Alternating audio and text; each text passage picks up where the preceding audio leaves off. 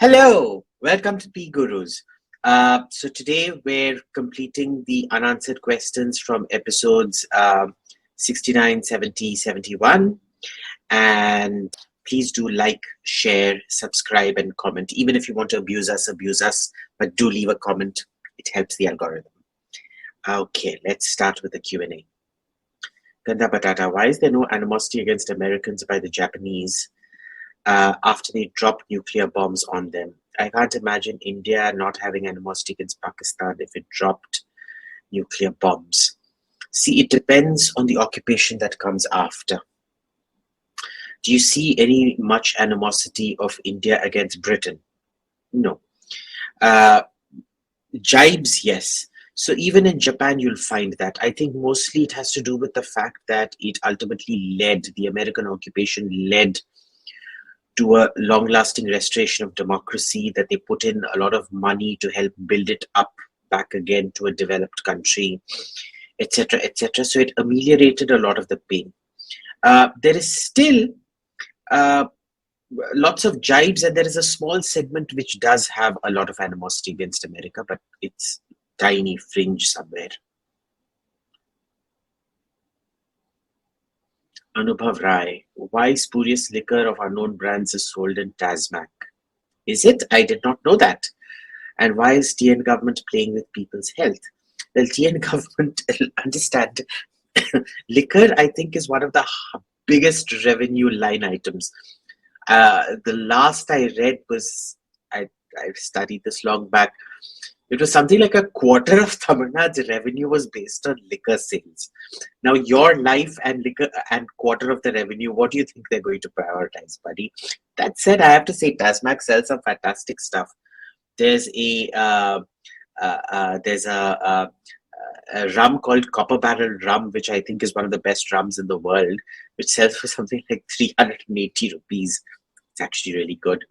But well, it is what it is. So, you can't compete. Your health can't compete with state revenue.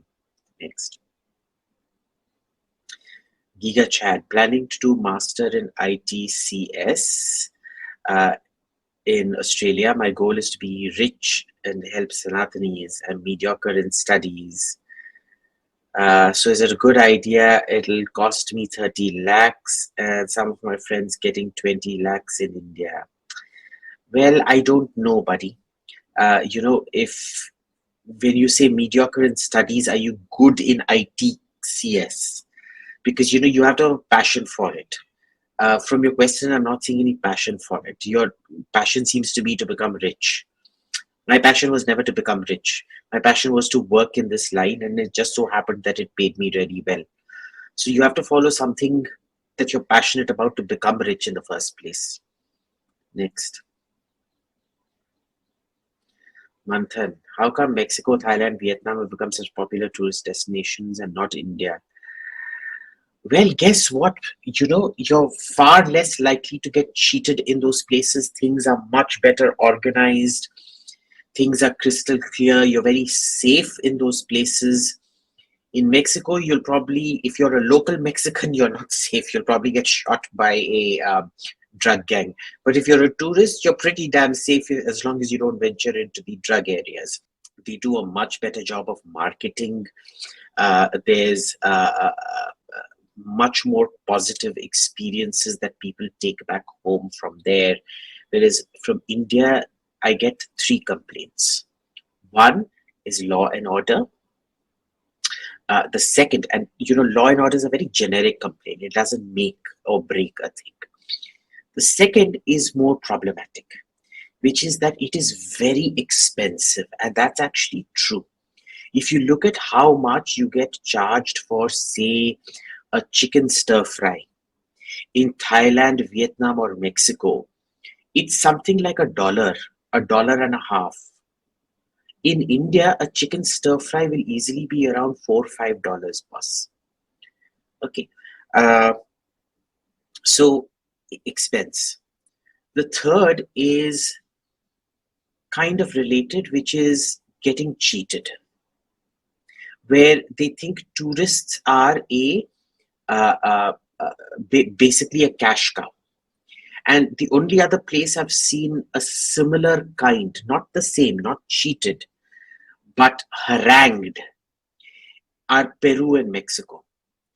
Peru and Egypt, where, it's very aggressive haranguing of tourists.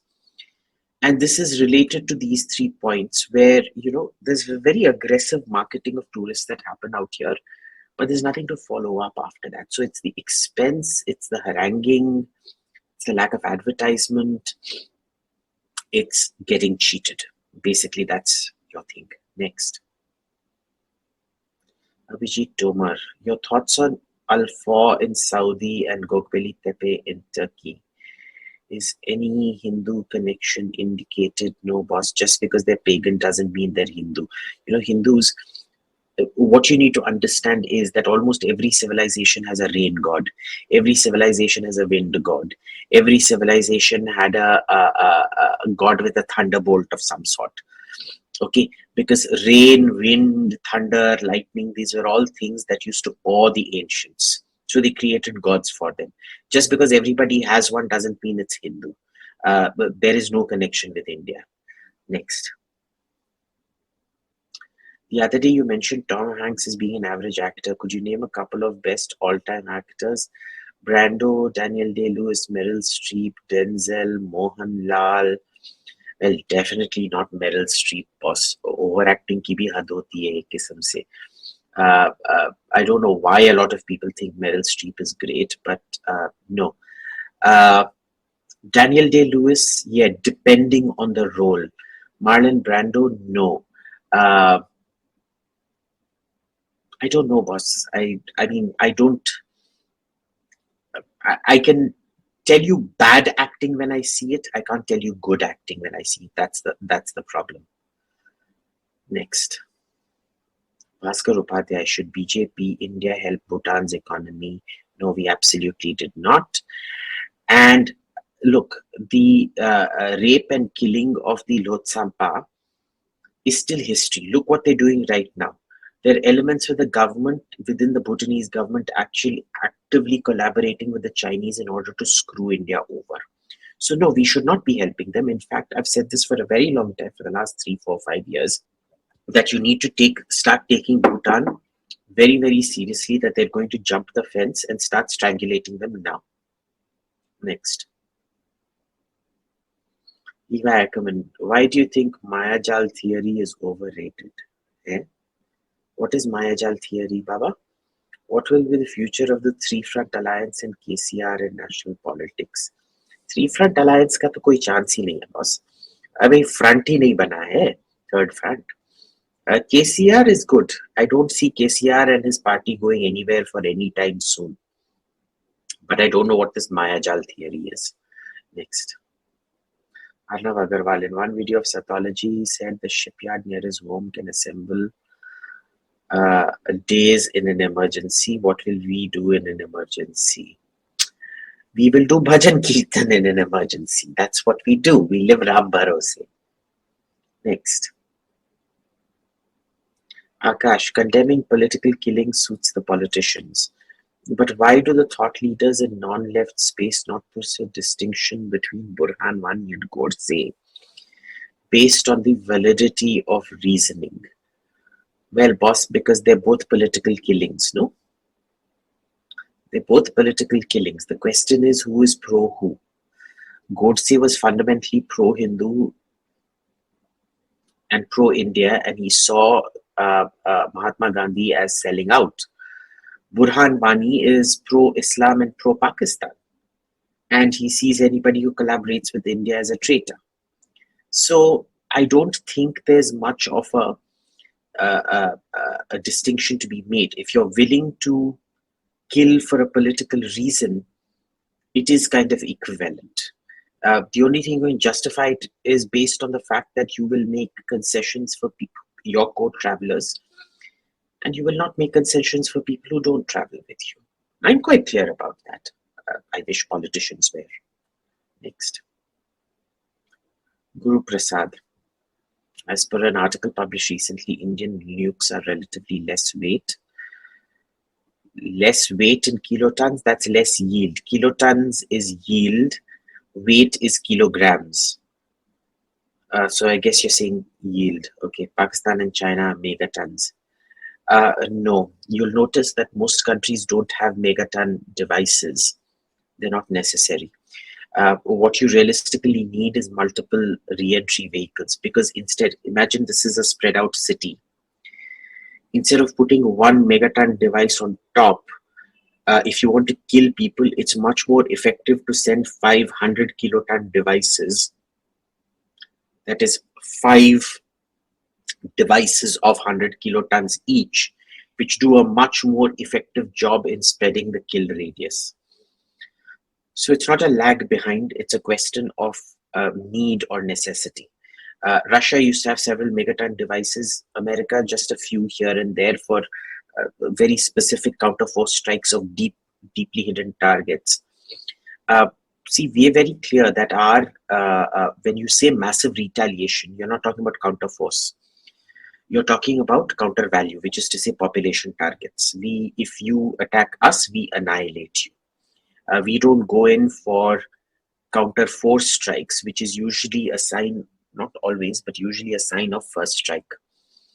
So it's in keeping with our no first use as well, that we only kill human beings and not really military targets. We also kill military targets, that's a different matter. Next. So we don't really lag behind. Lag behind China, sure. Pakistan, no. Amrinder, sorry, next question. Amrinder Sandhu, any details about the ISIS terrorist captured in Russia? None, sorry. Next. Mr. Tapas Biswas, India purchasing Predator drones, will it be of any use other than boasting? We have had it, probably one more surgical strike. Yeah, you're right, Mr. Biswas, because the problem here is your drone strikes are only as effective as your intelligence. If you don't have intelligence to feed them, you end up striking all the wrong things. But sure, remember, we also can't use Predator drones in Pakistani airspace. They're propeller driven. So you can only use them against very low grade enemies or in an environment where there's heavy jamming. The propeller at the back basically means that you have a huge radar signal. So you won't be able to penetrate as deep into Pakistan as you like without significant jamming support. I personally don't think the Predators, we can really use them the way the Americans use them. If you notice, even the Bayratkar drones, when was the last time you heard about Bayratkar drones being used in Ukraine anymore? In Armenia, Azerbaijan, sure. Remember, that was a relatively low capacity states. Russia is not a low capacity state. And have you heard of the Bayratkars in the last 3 months? No. So it's the same thing. Next. Kiragu, hello Aim, what's your opinion on the recent BJP parliamentary poll reshuffle? It's a toothless body. How does it even matter? It's more like giving somebody a medal and then forgetting about them. It's almost like your Margdarshak Mandal in that sense. What does it actually do? Nothing. Next. Is it good to go for an IT job in Estonia? And what's the future of Baltic countries? Look, Estonia, if you're doing Estonia's where the NATO Cyber Defense Center is based. They attract a lot of good IT valas out there, so it is a good place. Risk of Russian invasion, well, it's significantly less than, say, if you were a non-NATO country. The risk really is of an energy cutoff. What you're going to do if there's an energy failure, which there probably will be, but that's fine. You can put on coats and things because you've grown up in India without any central heating and things like that, or heated toilets or anything like that. We just wrap coats and we're fine. If things get hot, of course, it'll be the first. I don't think things are going to get hot. So you go there, you work in the EU ecosystem for 4 or 5 years and then shift to a safer country in the EU. But Estonia is very safe.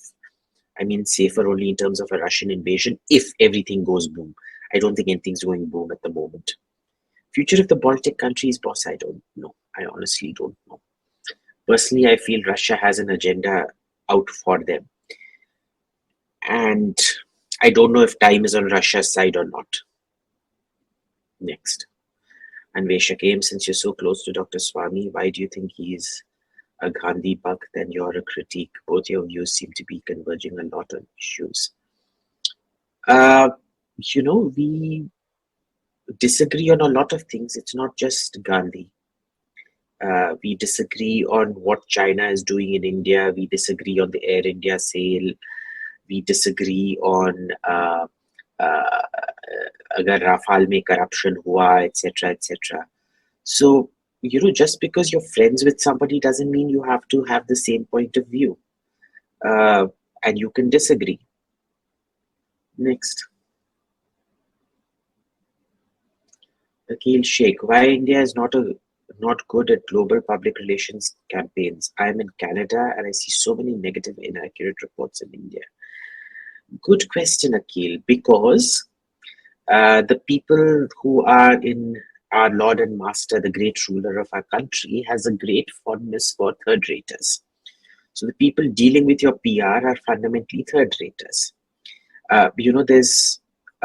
There's only one segment of it, which is the IT cell, that does a very good job in sort of trending and going after people allegedly and putting out narratives. But see, that is not changing the narrative in the press. Now, the press is handled by the PMO, and the PMO is full of duffers, at least in public relations. They have no clear goal, campaign, or even comprehension of what's happening out there. So there's nothing you can do about it. You're dealing with idiots. Next. Aditya B, would you be the alternate? What would be the alternative to the Sukhoi 25 in an Indian theatre? Is the reason Russia is using Sukhoi 25 because they're cheap and affordable to lose, or for that matter, thoughts on the Ka-52? Good question. See, the alternative to a lot of these close air support planes is now drones. Because what happens with the drones is you don't have a commander having to call in a Sukhoi from 200-300 kilometers back. He's got drones that can launch from hand mobile launchers and things for surveillance. But for strike, from bases much, much closer to him, maybe just 20-30 kilometers away, he can see what the drone is seeing and he can hit what he wants to hit. He doesn't have to tell him and then keep coordinating with the aircraft pilot. Nahi, usko nahi mara, isko maro, ye mane kya? Isko laze karo, and then he has to laze mane, not laze potato chips, laze mane LAZE, to laser ye karo it, and then it's a point collimation that happens and it strikes. You don't need that. So increasingly what we're seeing is precision weapons. Remember, a lot of what the Sukhoi 25 and the A-10, which was the American equivalent, did was to use their guns to come and strafe. Today, strafing is too dangerous. You don't strafe anymore. You use precision weapons to hit, ping, ping, ping, exactly. And that is largely the role that drones have taken on. And, well, Russia is losing a lot of men for things we don't know. We don't know what the Russian plan is. The Russian plan seems extraordinarily stupid. Instead of waiting for the HIMARS to get onto the field, why aren't you bombing them the moment they enter from Poland or Romania or wherever? You're not doing it. Why aren't you going after the leadership? I don't know. Why are they losing Sukhoi 25? Sukhoi 25s are not cheap, boss. And the lives in there, the pilots' lives, are not cheap at all. Pilots require a lot of training. So there's a lot of things that the Russians are doing that are seriously dumb. Sometimes I wonder if Vladimir Putin is going to go down like like Tsar Alexander, or like Tsar Nicholas I. Tsar Alexander is the one who won against Napoleon. And I think it was Tsar Nicholas who lost the Crimean War. Correct me if I'm wrong. I think it was Tsar Nicholas I who lost the Crimean War. But I don't know. And that loss in the Crimean War set Russia back by 50 years or so before it entered global politics again. So there's all of this to consider. Thoughts on the Ka-52? Again, too many of them getting shot down. The self-defense system is crap. Uh, uh, we really don't know what's happening. But then, I told you, I've kept warning you. All of you used to keep abusing me. I kept warning you that Russian equipment is crap. Deal with it. Next. Abhishek sir, democracy is a post-industrial phenomenon. Democracy only succeeds in post-industrial society. How come democracy succeeded and thrived in a pre-industrial agrarian society like India? So this is why India is exceptional for a whole set of reasons. For example, how paganism was killed off everywhere else. How did it survive in India? No other religion developed this kind of tolerance and acceptance of dissent the way Hinduism did thousands of years back. How did it? How does democracy succeed in India when it should not? Well, first of all, remember we're a feudal democracy, which is to say, we're a lot like the Mahajanapadas. There are vote banks and factions that control these vote banks, which is fine. It's still a democracy. One man, one vote. One woman, also one vote. But, the answer lies, I think it's Ian Wilkins or something, Princeton University professor, who wrote in he wrote the history of the formation of the Indian military during the independence movement. And there it was very clear for that 10, 15 years before independence, a lot of thought went in to ensuring the castration of the military, in the sense that it would never be able to stage a coup. Okay. So between these two things, a very careful calibration that the military would not be able to stage a coup, which Pakistani leaders never thought about. Our leaders, their main thing was reduce, how do we prevent coups and things like that. Then what happened was, in a feudal democracy, because all the power factions have a stake in the pie, the gravy train extends to everybody. Nobody has an incentive to topple the gravy train, right? So you incentivize everybody in the corruption and the anarchy, and you castrate the military from taking internal political action, and that's what you get. It's a wonderfully pre-industrial way of ensuring democracy. Next. Malyavan Bhattacharya. Taiwan has similar claims on Indian territory like PRC. Is it wise? Yes, it is. You know why? Because in private, the Taiwanese will tell you, negotiate with us, recognize us, we'll give up all that territory. The problem is we don't. We should, but we don't. I don't know why we do stupid things like that, but we just do. That's that. Vamsi, why Russia is not opposing Finland and Sweden from joining NATO? It's got its hands full at the moment. That's why. I suspect Finland and Sweden are going to get their comeuppance soon. Not right now, but soon. Let's see. Russia's now bared its fangs. A lot is going to happen. This is just the beginning. Unless, of course, Russia collapses, which Russia has collapsed in the past, mind you, spectacularly. It could happen, but let's see. I'm kind of betting on Russia. Kind of, but you can never really tell. Next. Mandar Karnik. Why do you think Modi 2.0 has failed in implementing reforms? Well, that's not entirely true. There have been very significant reforms. Article 370 got abrogated. Air India got privatized. The two things which have not happened was, of course, the agricultural bill got reversed and CA and RC didn't get implemented. But I think on balance, I mean, beginning something, the privatization of a white elephant like Air India is huge. Removing Article 370 is huge. Could there be more done? Sure. But it's not that bad. Next. How do we resolve the Northeast not having access to a port dilemma? Well, that's the Sitwe project. See, had it not been for the Rohingya crisis, we would now have a direct Northeast access to Sitwe, which is a direct line. So remember, when you're talking about the Northeast, if you look at the Northeast, it's kind of like a triangle, right? And the problem there is, it's also an opportunity that you have several ridges of mountains running parallelly like this right down to Burma. So at least some of these ridges can get direct access to Sitwe port in Burma. And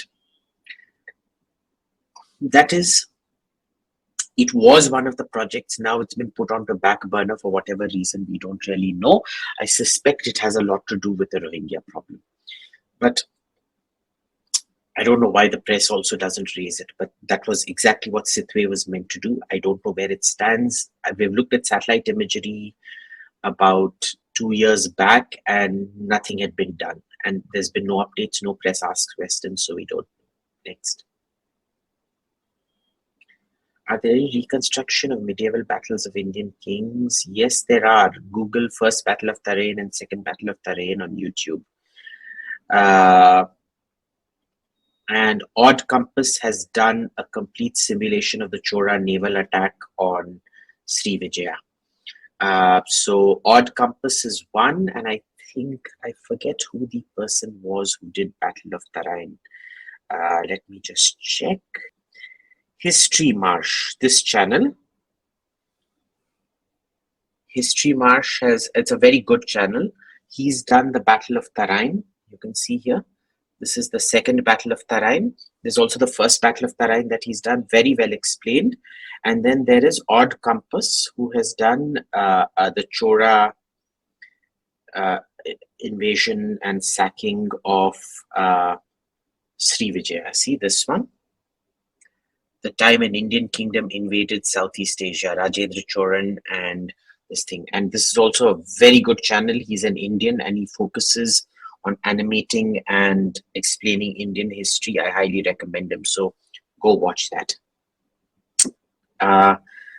Was the Chora naval tactics? Well, we don't really know what the Chora naval tactics were. But remember, till the modern age of steamships and guns, most naval battles, and guns, I mean the big guns, even during Lord Nelson's time, the cannons and things like that, these were still land battles that just happened to be on sea. You still had to board the other ship and capture it. Or if you were really lucky, the gun would explode their internal gunpowder storage and destroy it. But other than that, it is only the advent of steam power with modern trainable guns that could go on either side that brought about a revolution in naval warfare. So it doesn't matter Korea, Chora, Roman, they were essentially land battles fought on water. Next. Why no one talks about police reforms, as it would improve not only law and order situation but create millions of jobs? So how to build political will and where will money come from? Boss, let me reverse this question and ask you, if you do police reforms, politician paisa kaise banayenge? How will politicians get re-elected? How will politicians hide their dirty laundry? Nobody in politics has any interest in police reforms. Okay, so you seem to come from this rather lovely place where you think that the politicians want what's best for India. Politicians want what's best for them, and if what is best for India is congruent to that, they're happy to go along with it. In this case, it clearly is not. Next. Khanda Patata, what cultural shock did you receive when you first arrived in the US? None, actually, because I grew up traveling a lot. My parents used to take me, because my parents used to keep getting sent abroad on work a lot. So I grew up traveling a lot. So there was no cultural shock at all. I mean, I was very used to going abroad and interacting with different cultures, so none. Kanda Batata wants to know, what cultural shock did you receive when you first arrived in the US? Um, well, I went to the US about 36, 37 years ago. And the first thing that I was amazed by is how big things were. US is a big country with not that much population, and everything was big. The cars were big, the roads were big, even the food portions were big. That was something that took some getting used to. And you went to any store in the mall; those were huge. I mean, the sizes of stores in India in the 80s was not even, 1/10 of what you're seeing today. Today, at least in India, we have malls. There was no concept of malls. You just had stores and stores and stores. There was the corner store. There was the areas where you had to go and shop. If you wanted to get something like saris, you went to a particular locality in the city. Things were so localized at that time. So it was a big revelation to me. And the other thing that was a big revelation was how nice people were, courteous and nice, and very politically correct. And that really rubbed off on me. How to treat people with respect. I think a lot of it was a real eye opener. That's all I can say. And plus, as I saw that people were able to understand what I was trying to say, I had to get used to the accent. I was here for 6 weeks, I think, for a training program in different states, different cities. A lot of things I learned. I mean, then only I realized that US, each city is different, each region is different. A big, big eye opener for me. Thanks for asking. Mr. Lee, in the recent Plano, Texas and Fremont CA racist attacks against Indians, the attackers were both non-white. Very good question. Do you know why? Because Indians are competing. Indians politically are not in competition with white people. They are in competition with Hispanics. After the Hispanic vote, the next big green fertile area to go pollinate is seen as the Indian vote. So wherever Indians are in the run, they are up against Hispanics as the minority and not against white people as the majority, which is why you will mostly see that it is Latinos. Next.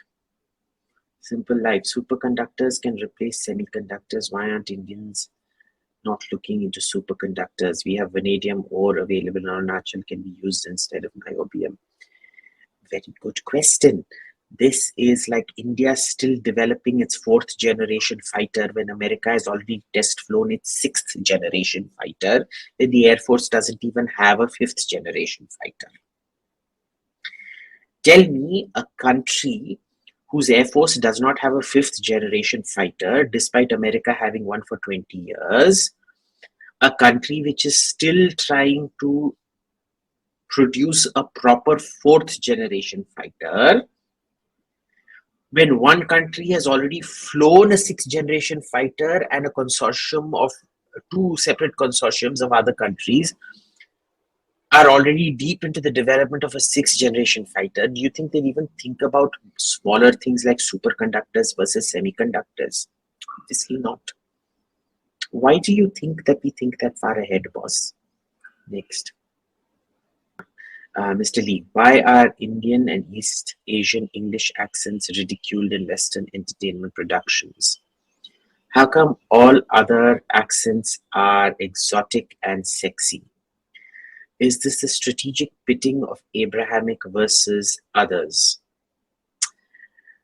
No, not really. Tell me, how many sexy Indians and East Asians do you know in the West?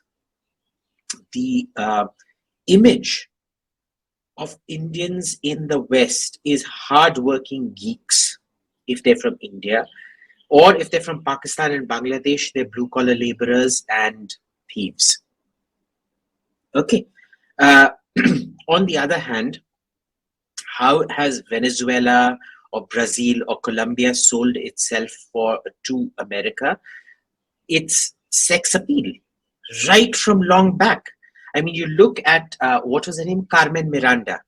You know, the famous lady who came with a fruit hat. She had pineapples and bananas in her fruit, and she used to sing that very famous song. Mama Yo Quiero. You remember that song, Mama Yo Quiero? Let me play that song for you, Mama Yo Quiero. It was a very famous song. It also came in.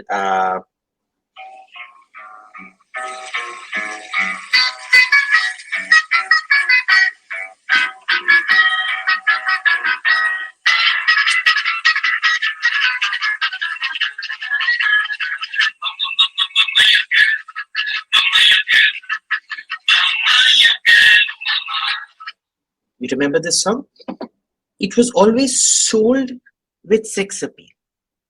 Scandinavia sells itself as perfection. Japan sells itself as Zen and samurai. What do you sell yourself as? Gandhi sells himself as a half-naked fakir who drinks goat milk.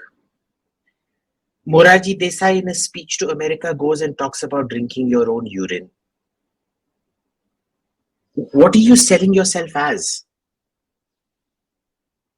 So obviously, they are appealing to the business side. You are appealing to some quacky, hippie, eccentric, whatever side. Why are you then crying when you are treated as entertainment value only? So it's not Abrahamic versus the others. It's just what you've done to yourself. Next. Chetan Pai, how significant are the Marathas in building a Hindu civilization discourse? Very significant. Embryonic, because remember, even the Marathas, even at that late stage, did not entirely see substance and salience the way a Muslim was able to see it at that point of time. Okay, they simply couldn't accept that Muslims were a different people. So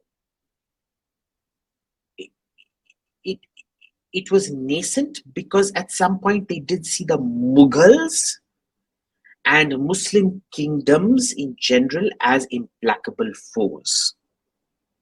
But it did not extend civilizationally to Islam. Okay, and therein lies the significance that it is where the entire process started. And it's surprising that it was another Maharashtrian, Savarkar, who crystallized all those thoughts later on. Next. Devanjan Banerjee, will MBS ultimately meet the same fate? No, he will not. Where is the social pushback? There isn't any. Unless oil prices collapse. You have to worry about oil prices collapsing. That is where the real danger is. Next. Chetan Pai, do you think jihad has weaponized capitalism? Because many terrorists in Kashmir also run tourist homes.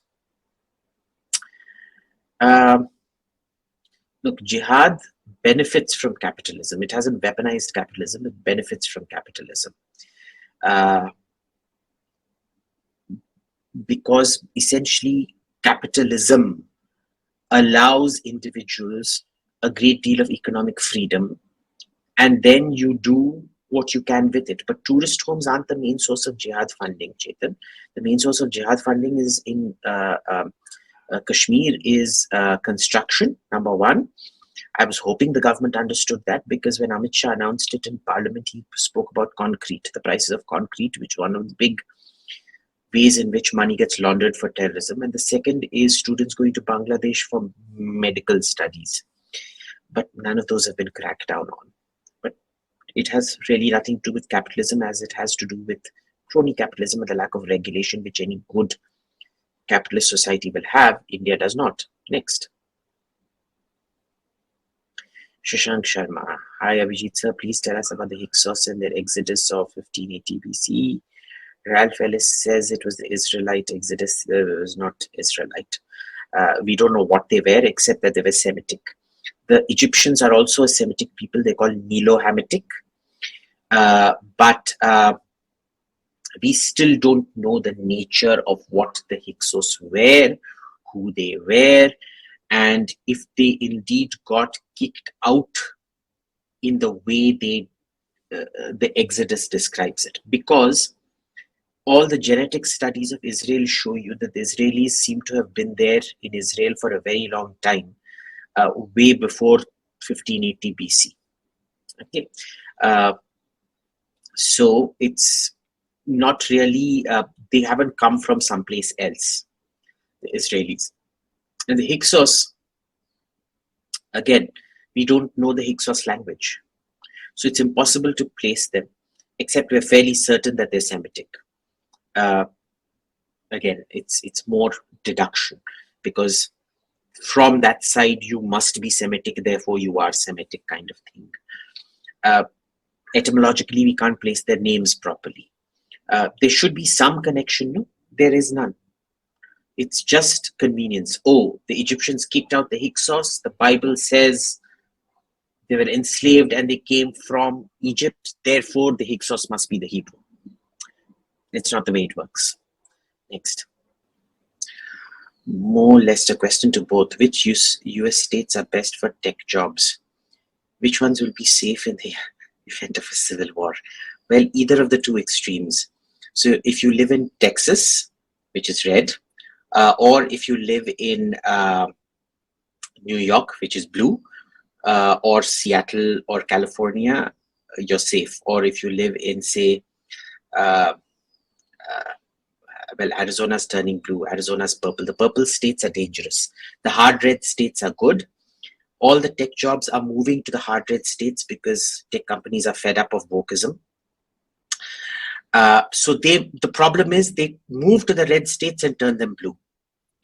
So you want to be in a decisively blue or a decisively red state, basically. But I'd say for the time being, Texas. Mo Lesser wants to know which US states are best for tech jobs and which ones will be safe in an event of a civil war. I don't think a civil war is going to erupt. It's just a slow process where things are getting a little out of hand, but these things will come back quickly also. United States is known for setting right things that go wrong fairly quickly. As far as tech jobs are concerned, the best states I would say would be perhaps California and Texas. And with Texas is a little bit lower cost of living, but the number of opportunities also are lower or lesser in Texas. But in California, you have more opportunities, but it is an expensive place. You take San Diego or Bay Area or LA, all tech jobs are mostly in these places, and it is expensive. Washington, the state of Washington, that is where Seattle is, and Oregon do have some, but I think number one is California, number two is Texas. Next. Saikiran Reddy, you always encourage me to read a lot of sources to connect the dots. I wish to know what you do with the books. Well, I add them to my library. That's what I do. I have I've got about 7 boxes worth of books in storage, which my house help goes every month upstairs to clean them and then put naphthalene balls in there so that they're preserved properly. I've started vacuum packing them now, so that's good. But for a long time now, I haven't bought physical books. There are very few books that I have that are physical. I read everything on my Kindle because it's so easy to take notes and store things out there. Before, you had to put sticky notes and things. For the last 7 years, I have only bought Kindle books, and the only physical hard copies are books that my friends have written who send me a copy, where the publisher sends me a copy. Next. Sachin. In terms of stability and certainty, I found Canada better than the US. Your views? Yes, because it's decisively blue. The whole of Canada is blue pretty much. What are the best cities to look for tech jobs in Canada? Well, I wouldn't know. I'm sorry. I think generally for tech, you're better off in America than Canada. Sachin wants to know, in terms of stability and certainty, I found Canada to be better than the US. Your views? What are the best cities to look for in tech jobs? In Canada, you go 60 miles north of the United States border, there's no civilization. So the entire Canada lives along the border with the United States. What does that tell you? one, that the size is big, but there is hardly any population, maybe 100 miles north of the border. And Canada is completely something that grew like US did, but US had the size in terms of economics and the system in place, which Canada did not. Canada was more British in its mindset. In fact, if you go to some cities like Victoria or Vancouver, you will see the same red brick British architecture that you would see in United Kingdom. It almost feels like a borough from United Kingdom, Vancouver or Victoria. So what I'm trying to say is Canada has always comfortably lagged behind in terms of technology, applications, and enterprise, and so on and so forth. If you have to say which are the good cities to work for tech jobs, perhaps Montreal, Toronto, and maybe to a lesser extent Vancouver. But that's about all the cities. The only one I left out is Quebec. Next. Luke Bloke, do you have any observation on the performance of the Su-57 in Ukraine? Well, look, I told you right from the beginning, the Su-57 was shit. Everybody called me an idiot. Then when India cancelled the Su-57, everybody was like, very good, very good. India cancelled the right thing. Look, it's a very rudimentary stealth fighter. Bad construction, bad design, bad everything about it. It is not worthy of being called a fifth generation fighter. Okay. And I have not seen reports about its performance. It can't be much better than the Su-27 because it's essentially a souped up Su-27. That's about it. New Saturn is the Lear-30 being tested. Great. Wonderful. Now, the thing is, it's not so much the engine that matters as its fuel performance and its heat suppression and things like that. The Russians have been masters of thrust vectoring for a long time. So what's new? What's new? Nothing. So again, what capacity is it adding? Nothing. Nothing, literally. The Russians haven't gone past a certain level of metallurgy to be able to pull off the kind of things that the West is doing. Mr. Lee, who decided on behalf of all Hindus that only 3 temples needed to be reclaimed? All the chosen 3 are Vaishnavite? No, they're not. Kashi, Mathura, Ayodhya. Mathura and Ayodhya are Vaishnava. Kashi is very much a Shiva temple, boss. What are you talking about? And who decided on behalf of the 3? Well, I don't know, but those are the ones that evoke the most. Nobody's preventing you from starting a temple campaign. But my thing is, my categorization of what temples we need back is very clear, irrespective of what stands there today. It is not just a question of memory, it's a question of continued relevance and sacredness to Hindus. So you have to prove that it is currently sacred to Hindus, and B, that there was a temple under it before that. It is current sacrosanctness that matters. In these 3 cases, we have always held the belief that these 3 mosques were sacred to us because of what lay underneath it and the significance. Next. Kapil Gund, how many followers on orders should be given for Project 15 destroyers and 17A frigates? Should we invest in missile boats and how many such boats? Look, missile boats are kind of irrelevant at the moment depending on your operational philosophy. Israel isn't a blue water navy, so they invest in missile boats, and even there, it's no longer missile boats. They move to much bigger, much heavier corvettes, right? 15B, 17A are not solidified designs. You need to move to a proper Western design, fully integrated, fixed array radars for everything. And then you need a minimum order of 24. If you want to do this whole destroyer frigate business, then you need to ensure that, say, your destroyers use the same engine as your frigates, more of them. Because remember, a modern boat like a modern engine like the MT-30, it can power just about anything and everything under the sun, including aircraft carriers, right? It has that much megawattage. The next thing is that the difference between destroyers and frigates is eroded to the point of nonsense today. Originally, destroyers were meant for the attack role and frigates were meant for the anti-submarine role. That's today where one platform can do everything. That's almost a meaningless distinction in a sense, right? So it's really that distinction needs to go. And this having destroyers and frigates, a bus, have one common multi-purpose surface ship, about 6,000 tons, and order upwards of 24 to 36 minimum is what you need, and that will create a great economies of scale and things for you to start indigenizing things. Next. Feeble Minder, what do you have in your watch collection? I am not going to talk about it. My watch collection is quite personal. I don't wear watches anymore, by the way. I only do it jab kabhi kabhar show off karna hai. So all my watches are show off watches. There are no recommendations. I don't watch blogs and podcasts on watches. I just buy what I like. Sometimes I save up to buy what I like, but I make up my own mind on what I like. Shubham Satpute. Abhijit, do you think the Mumbai's commerce is decreasing as the jewelry sector and financial sector are shifting to Gujarat?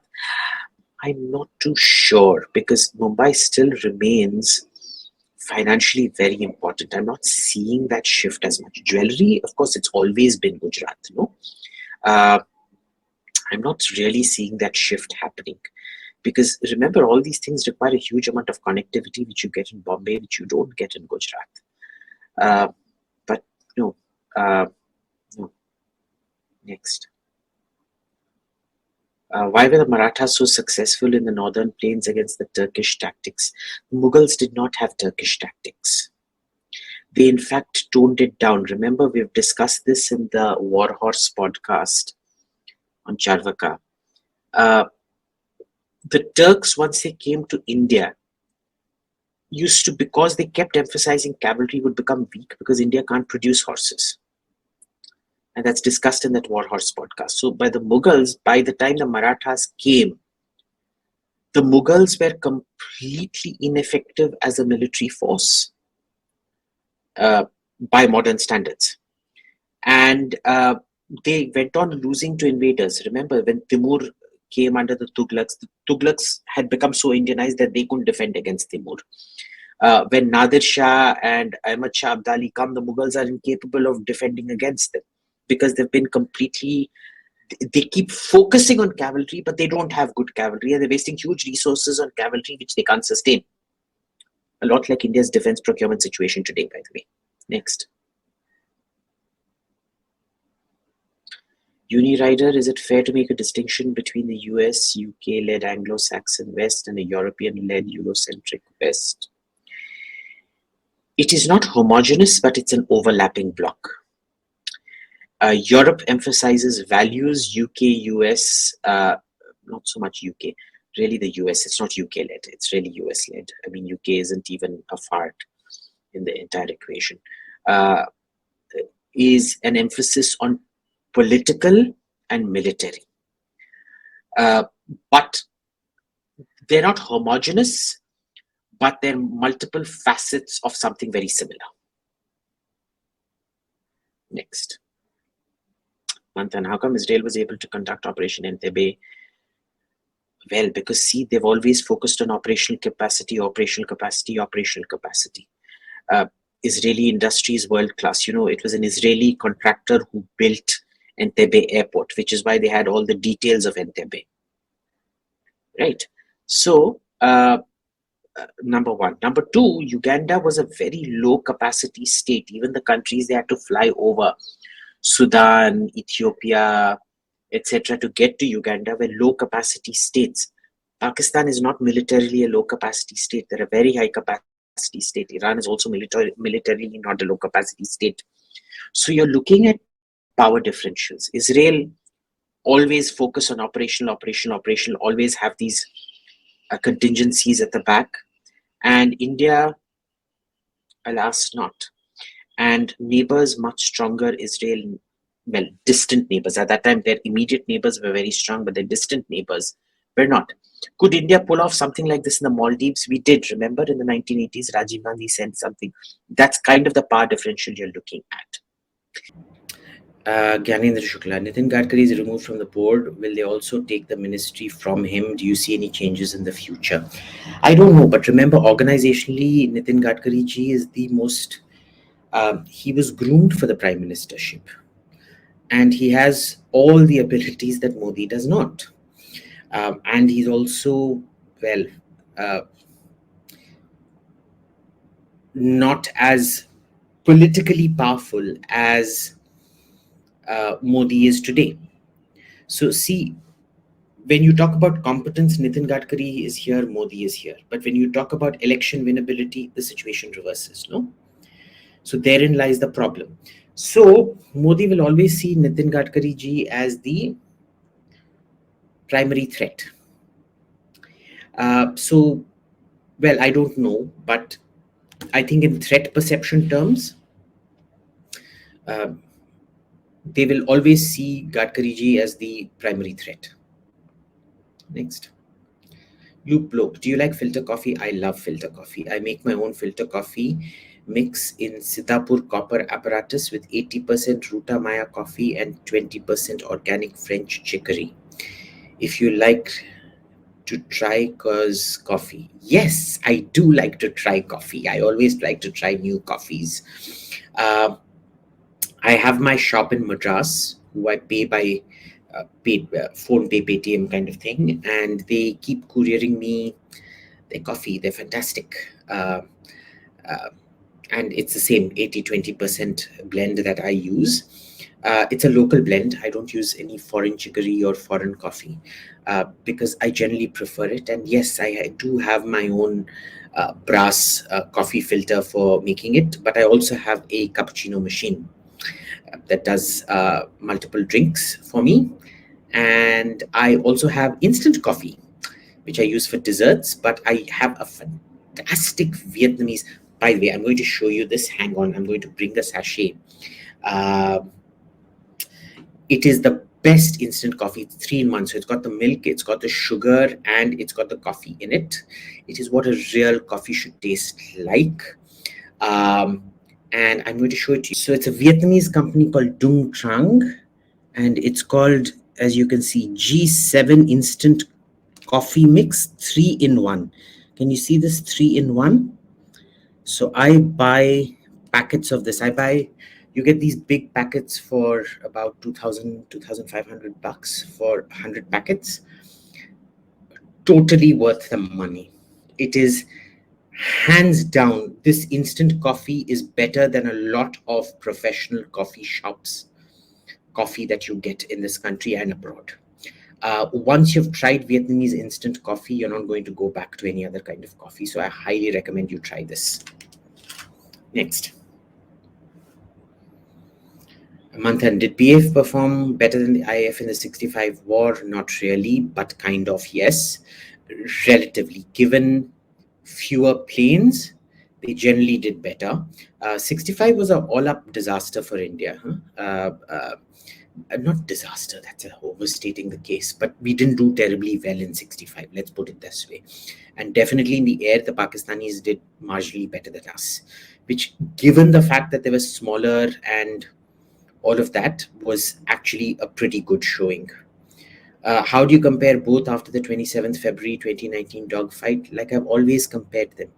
The Pakistanis are much more focused. They're nowhere near in the league of Israel and things like that, as they like to claim. But boss, understand there has always been a compact. That is a military state. They focus on the military. Okay. And there has always been a compact between the Air Force and the army there. The army, tum sarkar chalao, Air Force, we will look after the defense. So what the Air Force wants, the Air Force gets. And they're very, very good at it, given that they're a pre-industrial state. Remember, it is a fantastic Air Force is also a product of an industrial state, because your intake has to be from a certain class that can afford PlayStations or Nintendos or whatever and play these 3D games to be able to process all that information and things like that. So where they come from, they're actually pretty damn good. And well, we shot down one of theirs and they shot down one of ours, which should not have happened, but it did. AR, what do you think of the Anglo-Indian community moving abroad post-independence, where they're given a raw deal? I don't know if they're given a raw deal. I mean, what is the raw deal out here? But, I mean, it depends. I mean, they can move where they want. Indian Jews also moved abroad. A lot of Parsis moved abroad. Anglo-Indians, if they got the opportunity to go to a place where your opportunity set is way higher, why would you hold that against them? It's just like Tambrams and Andhra Brams. San Francisco is virtually Telugu Brahmistan or Tambramistan. I mean, Sri Iyer, look at him. Why is he in San Francisco? So you move for economic opportunity and the capacity you have, and it's a tribute to their capacity that they actually found the ways of moving abroad. Great for them. Raw deal, I don't know. Is the lack of opportunity here a raw deal per se? Everybody suffered from the same lack of opportunity, no? Next. Mr. Tapas Biswas, what threat does China's upcoming nuclear-powered aircraft carrier possess to the Quad? How good is the Chinese J-20? Well, the J-20 is, I've discussed this before, it's not great shakes. There's a huge number of design flaws in it, but in that it can evade basic radar, it's fairly decent, right? It's nuisance value. It's not insurmountable, but it is nuisance value. Because it's essentially a 4th generation fighter dressed up in the external claddings of a 5th generation fighter. It's not a 5th generation fighter, in my opinion. And the nuclear powered aircraft carrier, where anything that sustains range is always going to be good, no?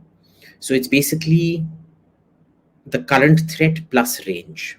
That's the main thing. So not to refuel and things. The weakness of that kind of aircraft carrier group is always the supply train, which is all the destroyers and frigates that accompany it, which are not nuclear powered.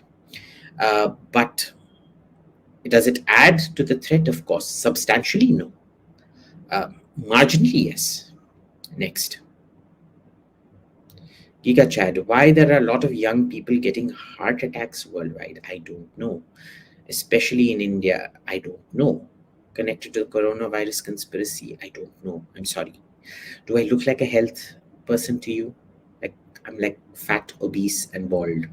If I wear a health thing, I would have fixed my follicle degeneration and I would have fixed my horizontal expansion.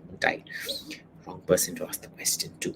It's kind of like going and asking, I don't know, a sumo wrestler about diet tips. Giga Chad. India surpassed India's GDP recently. Abhijit Bhaiya, are you sure that it will not reach the 5 trillion mark by our lifetime? I don't know how old you are, Giga Chad. But my lifetime में शायद होने वाला नहीं है. By 5 trillion, no chance. England's GDP, good news. Yes, of course. It's always good news when your economy expands. Very good news. But 5 trillion, not in my lifetime. Sarvin Shelke, is Pakistan superior to IAF? No. Can they hold their own against the IAF? Yes. See, superiority is such a difficult term to quantify, no? Especially when you have the similar kind of economic this thing. It's a bit tough. So will they hold their own? Yeah, for sure. And it'll take a few years for Rafale to be fully operational. Yeah, I mean, full operationality should take about 2-3 years. When was the first Rafale delivered? 2-3 years.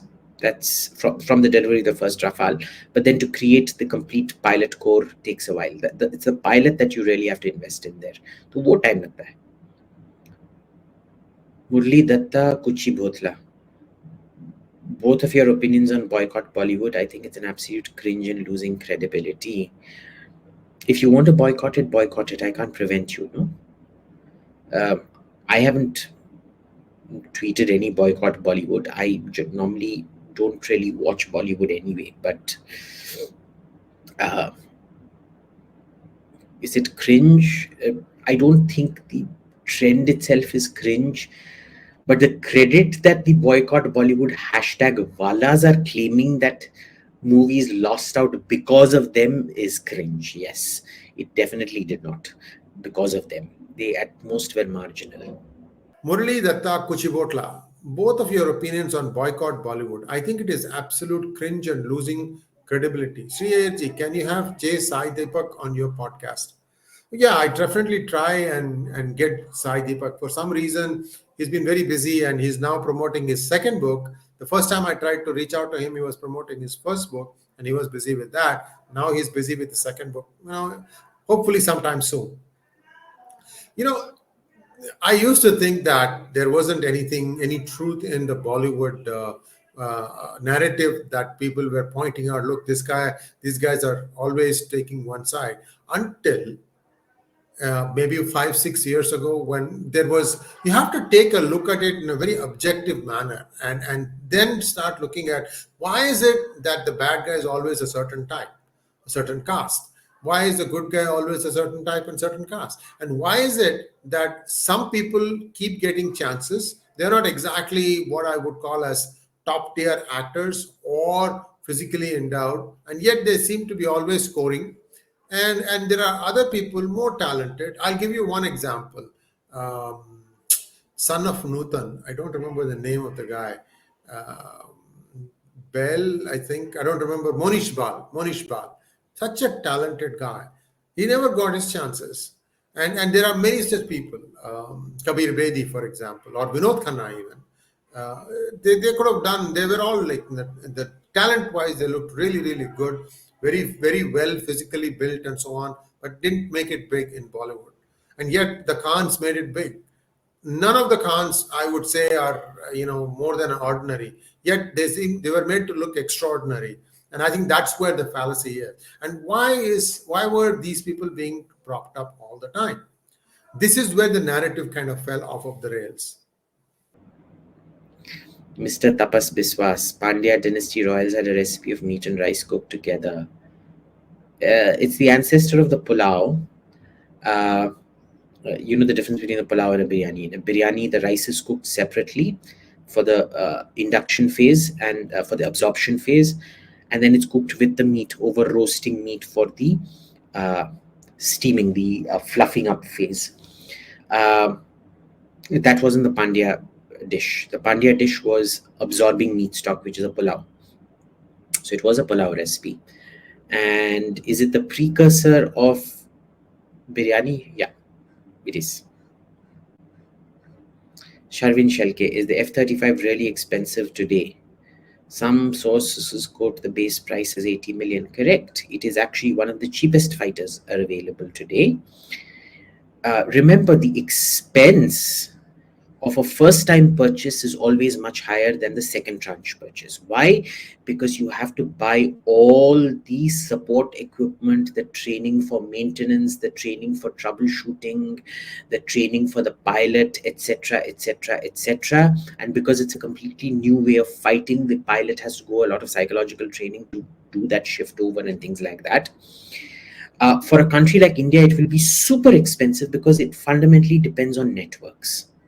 Unless you have all the other networks which are also American or NATO compatible, like your AVAX being NATO compatible, your your ground anti-aircraft and radars and missiles being NATO compatible, your naval assets being NATO compatible, it's not really going to work the way it should. Next. Suresh Valaiputur, AIM, how do you manage time on a weekly basis? Asking to better manage my time, a quick rundown of a regular week for you if possible. Boss, I'm the last person to ask about this. I do not manage my time well at all. Yeah, I'm not going to tell you because I don't have a set routine. My work is crazy at the moment. So yeah, I'm not going to answer that question at all, because trust me, this is again like asking a sumo wrestler for diet tips. Sas das bd. Why nobody talks about solid proof of Hindu links of IVC, like Havan Kundas, Kalimungan, and Kijars, which are misrepresented as beef eating by Surya Narayan and paper? Continue. I don't know who Dr. Priyadarshi is, but boss, the evidence of beef eating in Indus Valley is irrefutable. Irrefutable. The overwhelming majority of the cooked bones found are of Bos indicus, not even Bos taurus. Okay, so they're not even foreign cattle. They're Indian cattle that was being eaten in copious quantities across all Harappan sites. Copious quantities. Okay, and that doesn't exclude them from being Hindu. Just because you have issues that Hindus should not eat beef, those Hindus did not have issues about eating beef. Right? You want to interpret everything about beef eating in the Vedas as somehow being, oh, this is not actually beef, it's talking about different things. Every instance is talking about different things except beef, but every piece and everything between dark and white is talking about the fight between good and evil. But every mention of the horse is actually talking about the horse. You can't have this kind of a standard, boss. You at some point you have to accept that ancient Hindus had a heck of a lot of beef, as any pastoralist society and pastoral society transitioning to sedentarism would. So, Pawan, it is possible for Bollywood slash all the OTT to make good movies in Mumbai itself. You don't need to go to Uttar Pradesh to do it. However, that will help. You know why? Because Uttar Pradesh speaks, in my opinion, perhaps the purest form of Hindi, and that will make this, this khichdi mix, Urdu, Bollywood, Hindustani they call it, that will probably get reduced a little bit, and a more Sanskritized version of Hindi will perhaps take root if the movies are made in UP, for example, Noida, or any place where they may be able to set up sets and shoot. That is possible. However, we should also keep in mind that the tides are changing. D Company doesn't have the same kind of influence on Bollywood as it used to, thanks to the determined efforts by the Modi government to try and take out all the money laundering and the fake currency that were coming in on top of movies. So those things are being reduced. You'll start seeing that movies will be more realistic, but it will take time. This happened over 35, 40 years. It's not going to go away just like that. It'll take 5 to 10 years. However, if movies start getting made, and even OTT series, those things start getting made in places like UP, you will see a distinct difference. You will see different types of movies being made. And I think the people also, their tastes are changing now. They're looking for something different from what these things used to have. Boy goes to England, boy goes to Germany, boy goes to Switzerland, boy goes to US, girl follows him, or the other way around. Those types of things are gone. You may be able to say more desi versions where maybe some real politics, real stuff that is happening on the ground may be dealt with in a more realistic manner.